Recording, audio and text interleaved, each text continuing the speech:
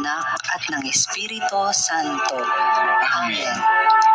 Binati ng Anghel ng Diyos si Santa Maria, at siya'y naglihilala ng Espiritu Santo. Aba, Ginoong Maria, napupuno ka ng grasya. Ang Panginoong Diyos ay sumasa iyo. Bukod kang pinagpala sa babaeng lahat, at pinagpala naman ang iyong anak na si Jesus. Santa Maria, Ina ng Diyos, ipanalangin mo kami makasalanan, ngayon at kung kami mamamatay. Amen. Narito ang alipin ng Panginoon. Maganap nawa sa akin ayon sa wika mo. Aba, Ginoong Maria, napupuno ka ng grasya. Ang Panginoong Diyos ay sumasa iyo. Bukod kang pinagpala sa babaeng lahat, at pinagpala naman ang iyong anak na si Jesus. Santa Maria, Ina ng Diyos, ipanalangin mo kami makasalanan, ngayon at kung kami mamamatay. Amen.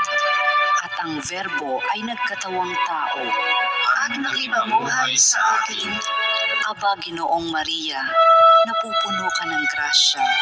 Ang Panginoong Diyos ay sumasa iyo.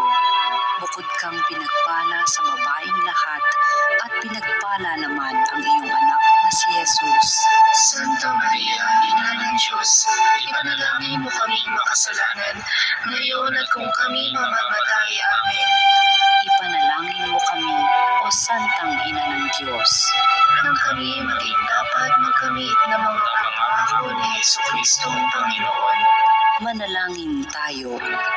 Panginoong aming Diyos, kasihan mo nawa ang aming mga kaluluwa ng iyong mahal na grasya, at yayamang dahilan sa pamamagitan ng Anghel ay nakilala namin ang pagkakatawang tao ni Jesucristong anak mo, pakundangan sa mahal niyang pagpapakasakit at pagkamatay sa krus, ay papakinabangin mo kami ng kanyang pagkabuhay na maguli sa kaluwalhatian sa langit. Alang-alang kay Jesucristong Panginoon namin. Amen. Luwalhati sa Ama, sa Anak at sa Espiritu Santo. Kapara noong unang-una, ngayon at magpakailanman. Amen. Luwalhati sa Ama, sa Anak at sa Espiritu Santo. Kapara noong unang-una, ngayon at magpakailanman. Amen. Luwalhati sa Ama, sa Anak at sa Espiritu Santo. Kapara noong unang-una, ngayon at magpakailanman. Amen.